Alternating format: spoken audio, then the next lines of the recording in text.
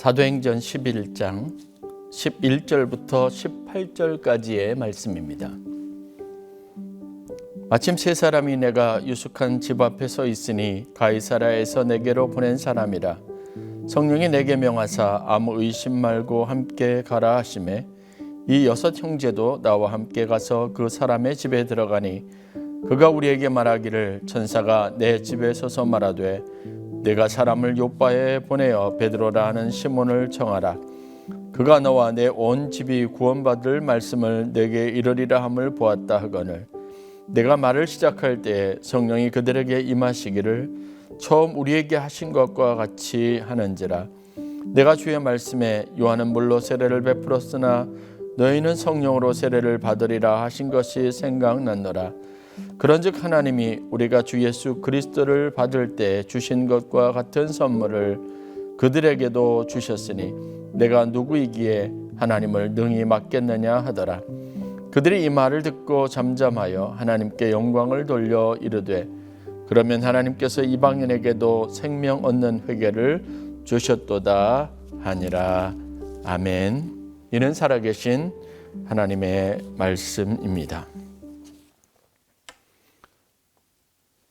오늘은 여러분들과 함께 성령은 어떻게 경험하고 체험할 수 있는지, 성령의 역사는 어떤 방식을 통해서 우리 삶 속에 경험될 수 있는지 그 부분에 관련된 말씀을 함께 나누어 보도록 하겠습니다. 초대교회는 성령의 역사하심 속에 있었습니다. 그리고 초대교회에 있었던 많은 성도들은 성령의 직접적인 역사하심과 또 성령이 나타난 여러 가지 표적들을 경험하고 체험하는 놀라운 신앙 공동체가 되었습니다. 그들에게 일어난 많은 변화와 그들의 삶 속에 되어진 많은 일들은 또 그들이 눈앞에 직접 확인하고 또 직접 보았던 많은 일들은 성령님께서 하시는 일이었고 성령님의 역사는 곧 하나님의 위대한 역사라는 사실들로 이어지는 그런 놀라운 특징들을 가지고 있었습니다. 그들은 성령이 하시는 일들을 통해서 예수 그리스도께서 이 땅에 다시 오셔서 하시는 그러한 종류의 새로운 사역과 역사들에 대해서 실물로 존재하지 않는 예수께서 제자들을 통해서 동일한 방식으로 일하시는 것과 같은 그런 다양한 경험들을 할 수 있었습니다. 성령은 하나님이십니다. 성령은 그들이 육안으로 보았고 직접 체험했던 예수 그리스도의 사역, 또 그분의 능력이 삶을 통해서 제자들을 통해서 어떤 구체적인 현장에서 재현되는 특별한 능력이었습니다. 그래서 의심할 여지 없이 그들은 이것이 하나님의 일이고 하나님이 보내신 거룩한 영 곧 성령께서 행하시는 일이라는 사실들을 분명하게 깨달을 수 있었습니다. 오늘날처럼 막연하게 사람들이 가지고 있는 어떤 뜬구름 같은 개인적인 어떤 감정 이런 것과 성령의 역사는 분명하게 구별된 것이었다는 사실을 알아야 합니다. 제자들은 되는 많은 일들을 통해서 예수님의 공생의 사역에서 보았고 경험했고 예수님이 직접 말씀하셨고 혹은 예수님이 예언하셨던 방식의 일들이 예수님이 승천하신 이후에도 자신들의 삶의 현장에서 동일하게 일어나고 있는 것을 보았습니다. 그리고 이것이 바로 하나님의 역사요 하나님의 일이라는 사실들을 분명하게 알 수 있었다는 겁니다. 이런 하나님의 성령의 역사는 그 이후의 시대에 계속해서 수없이 많은 사람들의 삶 속에 경험되었습니다. 그 성령의 인도하심을 따라 성령의 역사하심을 따라 어떤 사람들은 초대교회 안에 있었던 성도들처럼 회개하기도 하고 군중들처럼 그들이 세례를 받고 또 성령 세례를 받고 하나님 앞에 급격하게 자신의 내면의 변화를 경험하는 그런 놀라운 체험들을 할 수 있었습니다. 그리고 그 성령의 역사는 오늘 우리가 살아가는 이 시대까지 계속 되어지고 있다는 사실들을 알아야 합니다. 성령, 곧 하나님의 일, 하나님의 역사, 그리고 하나님이 하시는 일이고 하나님이 살아계시다는 것을 우리에게 직접 경험하게 하시는 이 위대한 성령의 역사하심은 과연 어떤 방식으로 성도들에게 우리 개인의 삶 속에 체험되어지고 있느냐라는 사실입니다. 그것이 우리가 가지고 있는 궁금증입니다. 우리가 알고 싶은 부분이기도 합니다. 어떤 사람들이 어떻게 하면 성령을 받을 수 있습니까? 라는 질문을 던진다면 우리는 초대교회에 일어난 일련의 사건들과 그 전개 과정들을 통해서 이것이 성령님의 역사하심이고 이런 사람에게 이런 삶의 태도와 신앙을 가진 사람들에게 성령께서 역사하신다는 사실들을 말할 수 있어야 합니다. 분명한 우리만이 가지고 있는 정의가 있어야 하고 그 정의는 너무도 분명하게 성경의 말씀에 기초를 둔 것이어야 한다는 겁니다. 오늘 본문이 우리에게 주는 교훈, 어떻게 하면 성령 충만함을 받을 수 있을까? 성령의 인도하심을 따라 살 수 있을까라는 질문에 관련된 내용들을 좀 살펴보려고 합니다. 베드로가 여러분들이 아는 것처럼 사도행전 10장에 하나님이 신비한 방법을 통해서 가이사랴라고 하는 곳에서 그곳에 로마의 군대의 파견을 받은 백부장 고넬료와 그의 온 가족들에게 성령 세례를 베풀고 그들에게 복음의 말씀, 즉 예수님에 대해서 가르치고 그들이 예수를 믿게 하는 그리스도인 되게 하는 이 놀라운 체험들을 하게 됩니다. 그리고 베드로는 이 사실이 외부에 알려지게 되자 유대에 속해 있었던 사도들과 그리고 형제들에게 이러한 일들에 대해서 자세하게 설명하고 이 경위와 과정들에 대해서 이야기할 수 있는 기회를 갖게 됩니다. 그리고 이런 기회를 통해서 예루살렘뿐만 아니라 온 유대인들에게 이방인들에게도 생명 얻는 회개를 주시고 성령께서 그들에게 역사하시고 그들을 기름 부어 세우셔서 하나님의 자녀 삼으신다는 사실들을 이제는 모두가 다 공인하게 되는 그런 놀라운 변화를 경험하게 됩니다.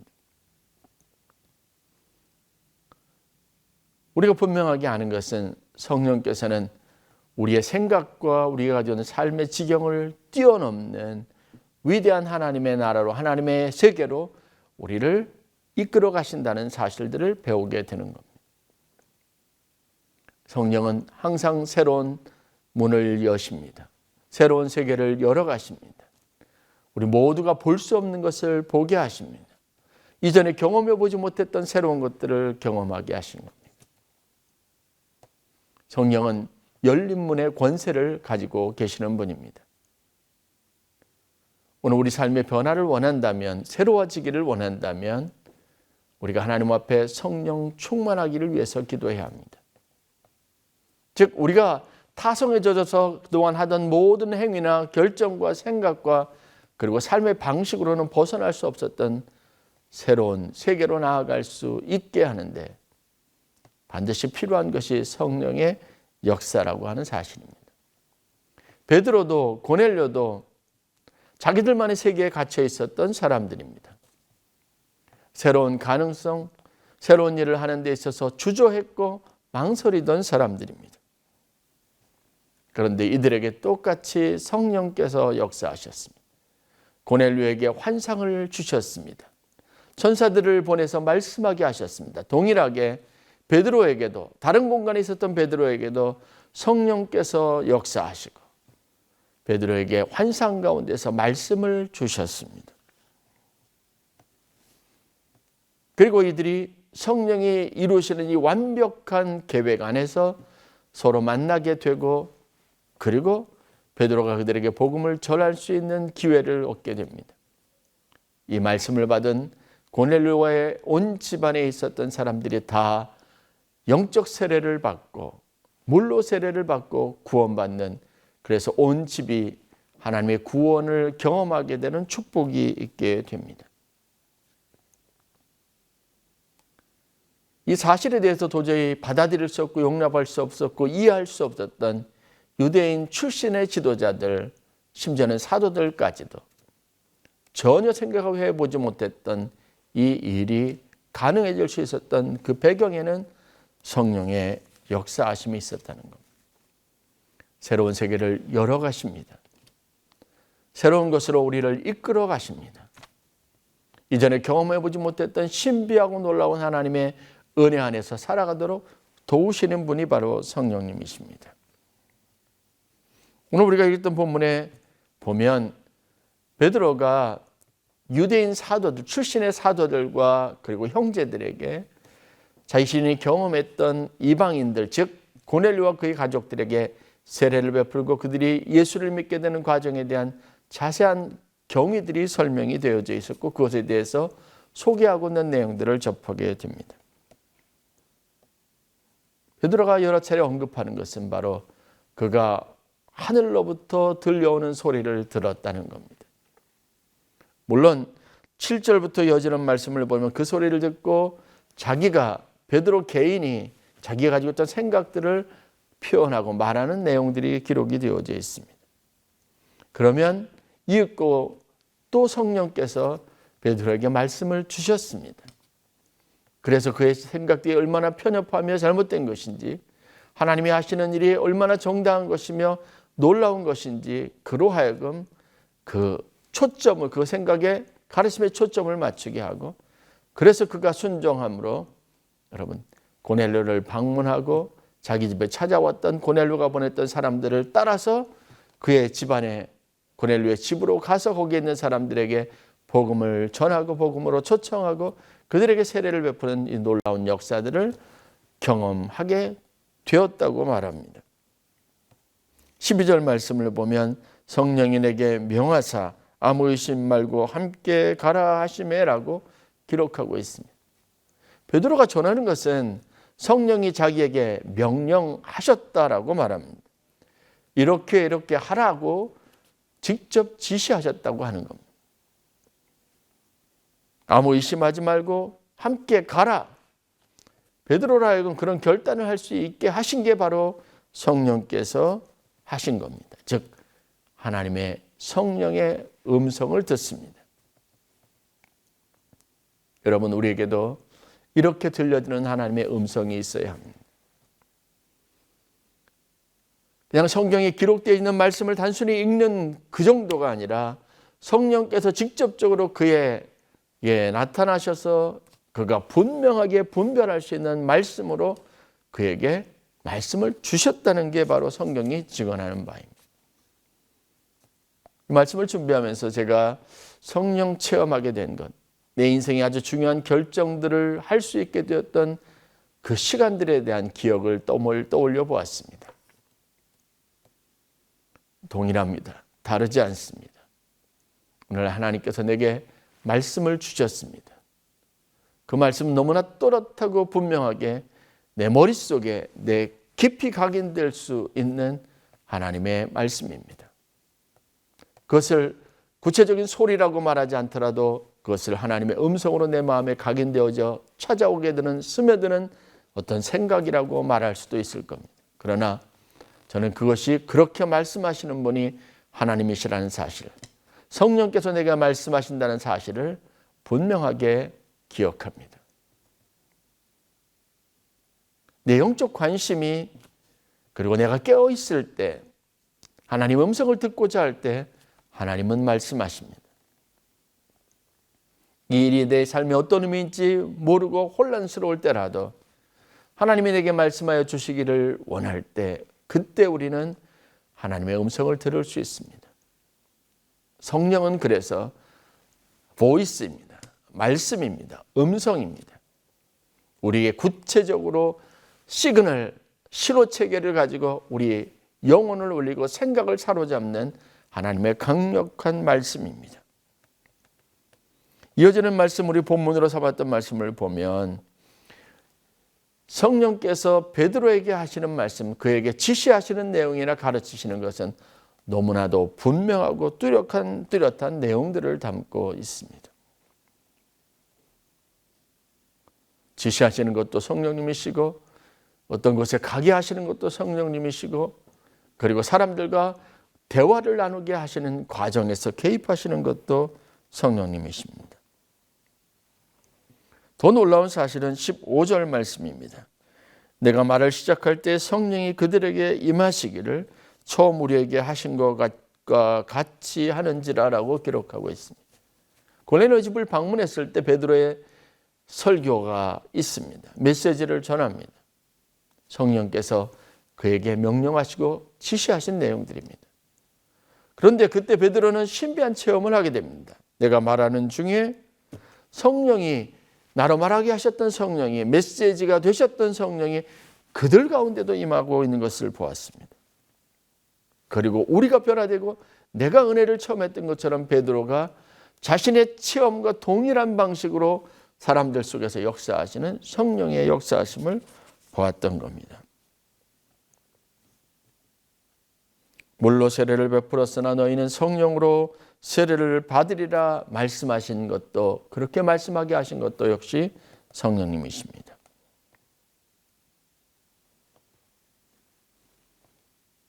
여기에 우리가 주목해 보아야 할 것이 있습니다. 성령은 누구입니까? 성령께서 우리 가운데 역사하시는 방식은 어떠한 방식입니까? 말씀을 통해서 역사하십니다. 내 생각과 내 모든 육체에 관련된 내 것이라고 여겼던 모든 것 안에서 작동하시고 일하시고 영향력을 행사하시고 그리고 주관하시는 분이 바로 성령님이십니다. 생각을 붙잡습니다. 관점을 붙잡습니다. 말하는 방법과 구체적으로 무엇을 말할지도 정하시는 분이 성령님이십니다. 하나님의 말씀이 가지고 있는 특징을 이야기할 때 영과 혼과 골수를 쪼개는 하나님의 능력이라고 말하는 것도 우리가 충분히 공감할 수 있는 부분입니다. 하나님은 우리의 영과 혼을 사로잡습니다. 우리의 육체를 사로잡습니다. 그리고 당신의 도구로 우리를 사용하시는 겁니다.